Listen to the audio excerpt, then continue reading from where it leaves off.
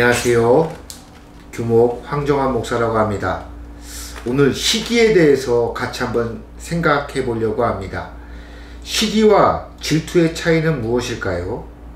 질투는 초점이 자신에게 있습니다. 상대의 성공과 행복에서 출발한 점은 시기와 유사하지만 왜 저 친구에게 있는데 내게 없지? 라는 물으며 무게중심을 자신에게 둔다는 점이 시기와 다릅니다. 질투는 때로 상대방처럼 되고 싶은 마음과 의지를 불러일으키고 경쟁심을 유발하여 열심을 내는 동력으로 사용될 때도 있습니다. 반면 시기의 초점은 어디냐면 바로 상대방입니다. 동료에게 있는 어떤 좋은 것을 보면 단지 그 사실 때문에 아주 불편해하는 것입니다. 시기는 늘 다른 사람을 의식하면서 그저 친구가 잘 되거나 좋은 것을 지니고 있는 상황을 불편해하는 마음입니다.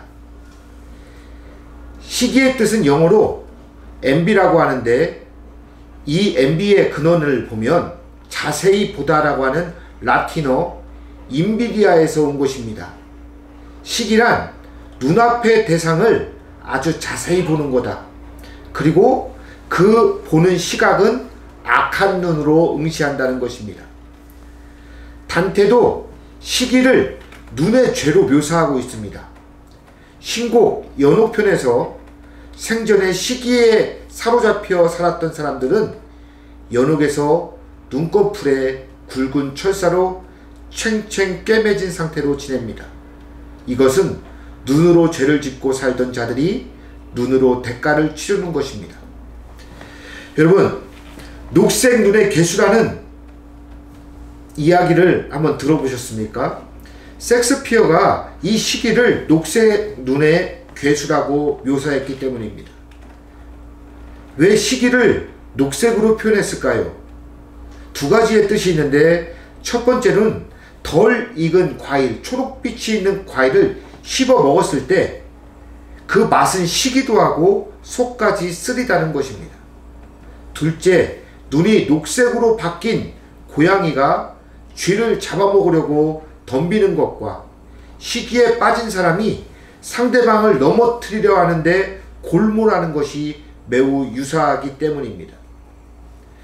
시기는 이렇게 눈에 관련되어 사용됩니다.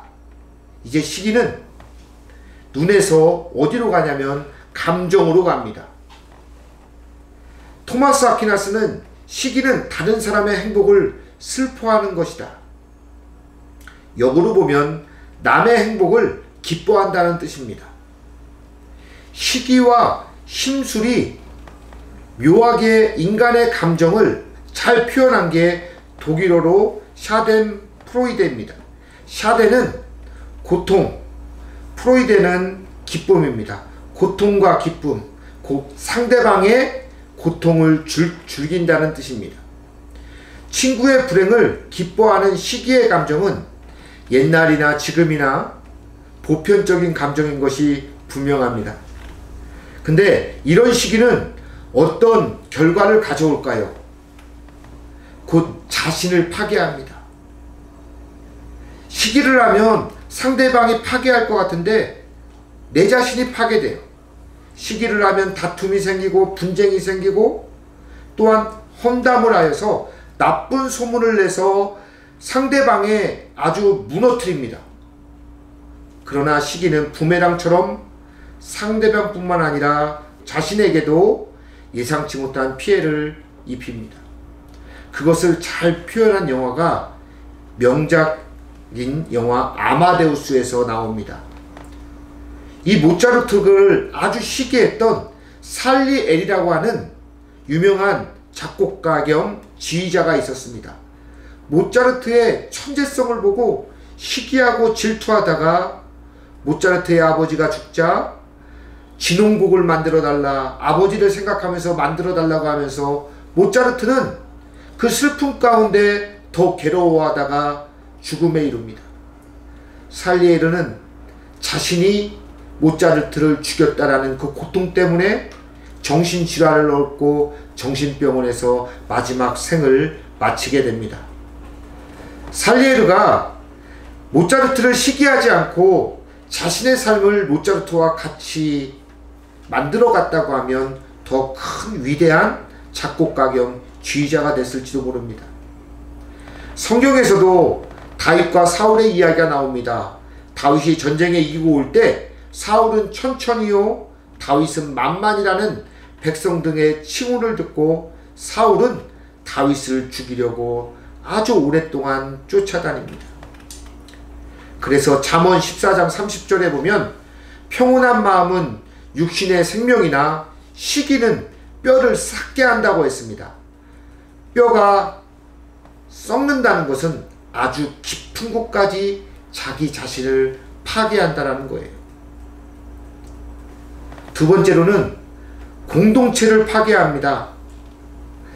유대인 탈무드의 이야기에서 두 친구가 길을 가다가 왕을 만났습니다. 이 왕이 두 명한테 물어봤습니다. 옆 사람에게 요청하는 것을 2배나 주겠다. 욕심 많은 한 명의 친구는 내가 2배를 더 갖고 싶었던 것이고, 시기가 많았던 사람은 내가 저 사람이 갖고 있는 2배로 가져가는 꼴을 못 보겠다라고 하면서 아무도 대답을 하지 않습니다. 그때 왕은 소원이 없다면 가겠다. 그때 시기가 많은 친구가 이야기했습니다. 임금님, 저의 왼쪽 눈을 뽑아주십시오. 그렇게 되면 어떤 일이 벌어집니까? 욕심 많은 친구는 2배이기 때문에 눈 2짝을 다 한 짝을 뽑아내야 되는 겁니다. 자기가 상처를 입으면서까지 상대방의 상처를 주고 있는 것. 친구였음에도 불구하고 시기 때문에 친구의 관계가 깨지며 자기만이 아니라 상대방까지도 상해를 입히고 관계가 힘들어진다는 것을 보게 됩니다. 예수님도 대제사장과 관리들에 의해서 시기를 받으셔서 백성들이 예수님을 진짜 친송했지만 나중엔 십자가에 못 박히라고 이야기합니다. 마가복음 15장 10절에 보면 시기하여 라고 해서 그 시기 속에 예수님께서 넘겨지며 그 관계가 모두 깨지는 것을 보게 됩니다. 여러분, 시기는 저 멀리에 있는 것이 아닙니다. 우리의 삶 속에 있습니다. 시기는 보는 것, 즉 눈에서 시작해서 라는 단어에서 시작합니다. 긍정적인 시각과 관찰이 아니라 부정적인 시각과 관찰을 통해서 상대를 넘어뜨리기 위한 것입니다. 이 시기는 자신을 파괴하고 공동체를 파괴합니다.